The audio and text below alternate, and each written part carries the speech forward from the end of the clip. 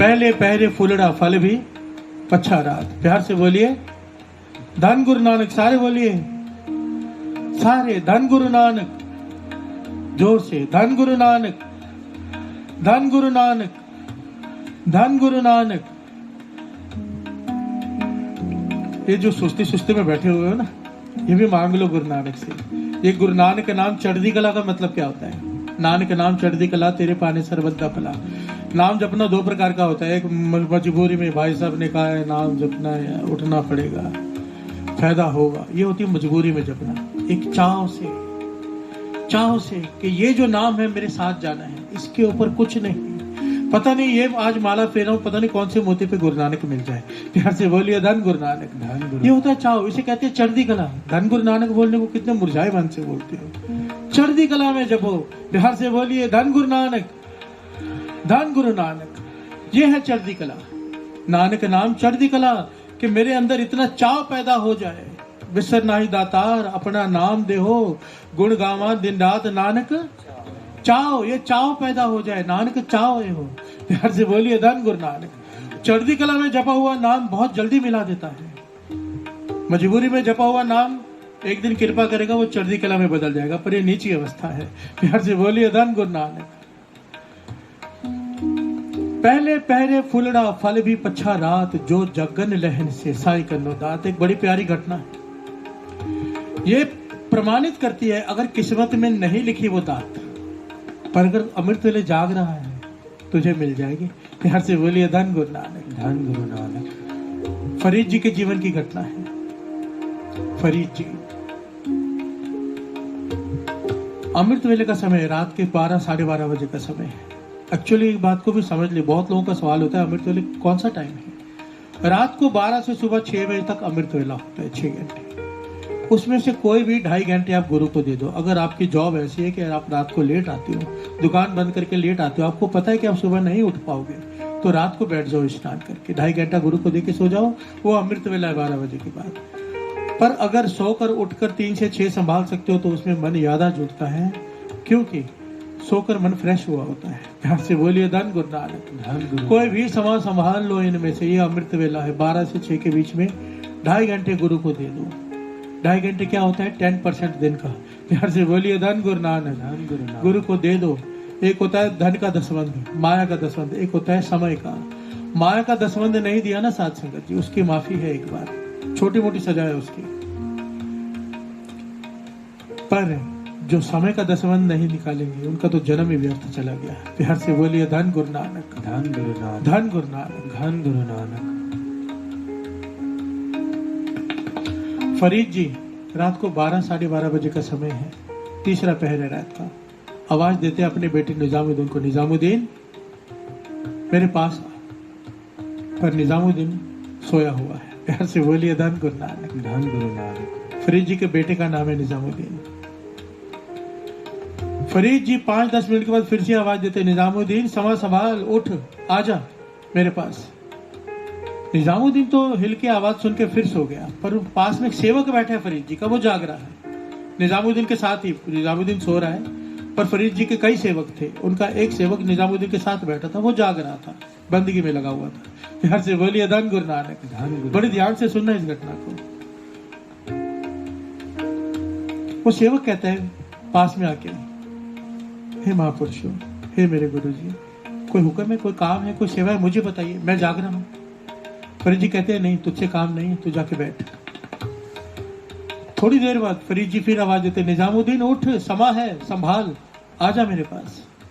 पर निजामुद्दीन ने आवाज सुनी, बेटा है, पर साइड चेंज करके फिर सो गया आलस में। प्यार से बोलिए धन गुरु नानक। ये जो सेवक है फिर आता है उठ के, आपको किसी चीज की जरूरत है गुरु जी, मुझे बताइए, मैं ला देता हूँ, मैं जाग रहा हूँ।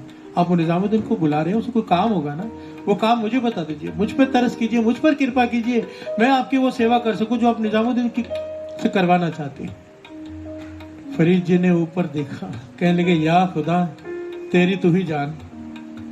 कहने लगे आज खुदा की तरफ से हुक्म था कि विशेष कृपा करनी है निजामुद्दीन पर। प्यार से बोलिए धन गुरु नानक, धन गुरु नानक। खुदा की तरफ से हुक्म था कि कई जन्मों की उसकी बंदगी है, आज उसके ऊपर कृपा कर दो। तो अपने बेटे को मैं वो कृपा, वो दात देने के लिए बुला रहा था, ये समय था, पर वो सोया रह गया, तू आ गया। प्यार से बोलिए धन गुरु नानक। तो वो दात अभी तुझे मिलती है। प्यार से बोलिए धन गुरु नानक। फरीद जी ने उसके सर पे हाथ रख के पता नहीं क्या किया, साथ संगति इतिहास में लिखा है, उसके कपाट खुल गए। प्यार से बोलिए धन गुरु नानक। धन गुरु नानक। तो फरीद जी ने कहा कि जो रात को जागते हैं वो ले जाते हैं, चाहे किस्मत में नहीं भी लिखा, खुदा ने तेरे लिए नहीं कहा था, पर तू जाग रहा था, इसलिए तेरी झोली भर गई। निजामुद्दीन रह गया क्योंकि उसके लिए कहा था, पर वो सोया रह गया। इसलिए बाबा नंद सिंह जी वचन किया करते, साथ संगत जी, कई लोग ना नेम के बड़े पक्के होते हैं, पूरा साल नेम संभालते हैं, पूरा साल, पर फिर छोटी सी बात की वजह से नेम छोड़ देते हैं। मानो घर में शादी आ गई, चलो 1-2 दिन छोड़ देते हैं, कोई बात नहीं, थकावट है। बाबा नंद सिंह जी कहते थे, इस बात को समझो, एक दिन का छूटा हुआ नेम कई बार कई जन्मों तक हाथ में नहीं आता, कई बार। और ज्यादातर कहने लगे, जो लोग उठते हैं दास उनसे बात कर रहे हैं, क्योंकि वो समझते हैं इस बात को, जो लोग पक्का नेम निभाते हैं, समझ लेना, पक्का नेम निभा रहे हो। अमृत वेले उठे हो, लाइट नहीं है, ठंड का समय है, गीजर भी नहीं चल रहा, पानी भी नहीं है, गाड़ी का टायर भी पंचर हो गया, आपको संगत में जाने 100 तरह की रुकावटें आ रही है, समझो, समझ लेना गुरु कुछ देना चाहता है, कलयुग रुकावट डाल रहा है। बुखार आ गया 103, डॉक्टर कहता है सो जाओ। अगर आपने वो दिन सो लिया अमृत वेला छोड़ के, बाबा नंद सिंह जी कहते थे, ये निशानियां होती हैं, उस दिन बख्शीश होने वाली है, गुरु की कृपा होने वाली है, संभाल लेना। इसीलिए तो कहा है, कलयुग में बाबा नंद सिंह जी, किसी ने सवाल किया कि तप किसे कहते हैं? बाबा नंद सिंह जी कहते, पुराने जमाने तो तप उसे कहते थे जो दुनिया तापते थे। आपको पता है दुनिया तापना क्या होता है? गर्मी में ऋषि मुनि अपने चारों तरफ आग जलाकर बीच में बैठ जाते थे गर्मी में, और अपने शरीर को गर्म करते, तपाते थे अपने आप को, और ठंडी में जलधारा करते थे। इतनी ठंड है कि सरोवर में बर्फ जमी हुई है, तो उसमें खड़े होकर नाम जपना। प्यार से बोलिए धन गुरु नानक। धन गुरु नानक। अपने शरीर को तकलीफ देनी, उसे तप कहते थे। बाबा नंद सिंह जी कहते थे, कल युग में तपा से तप है। अगर 103 बुखार है, डॉक्टर कहता है सो जा गोली खा के, डॉक्टर कहते हैं कि इतने घंटे सोना जरूरी है, पर गुरु का सिख उठ के बैठ जाए कि मैं अमृत वेला है। प्यार से बोलिए धन गुरु नानक।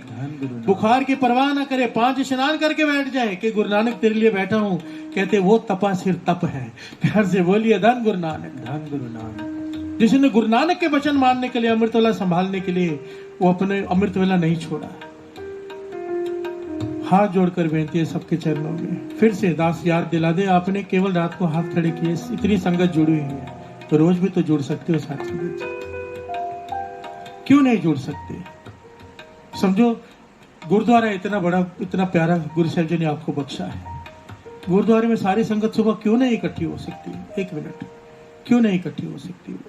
और इकट्ठी होकर करना क्या? समझो कोई कीर्तनिया नहीं भी है तो आप एक आदमी माइक ले ले, अंधेरा कर ले, एक आदमी आगे बोले, वाह गुरु वाह गुरु वाह गुरु वाहे गुरु वाहे गुरु वाहे गुरु।